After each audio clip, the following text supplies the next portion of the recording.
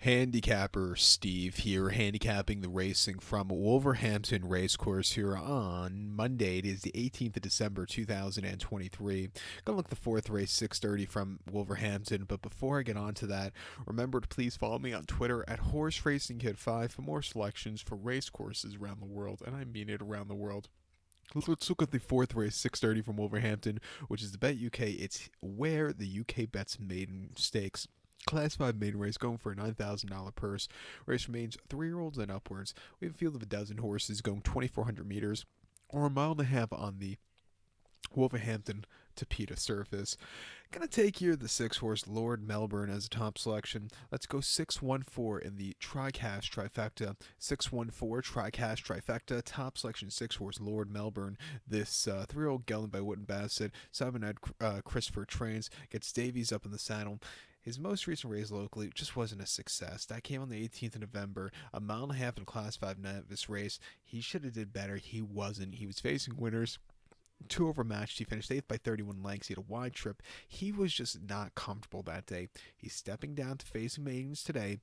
Better poster, could be forwardly paced. I think he'd get a better trip than that debacle that he got last time out. Two back at Challenge for 20th of October. I'm on a quarter in Class 5 novice race. He finished third by 4 lengths that day. He was very wide, which cost him late. He kind of yielded late, but I did think he got around the race course well from where he was drawn. He would have probably benefited with a better post draw there.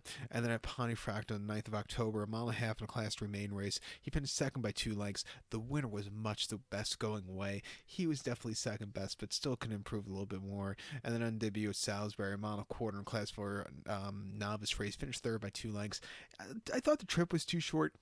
He needs something more, but I thought he ran okay that day.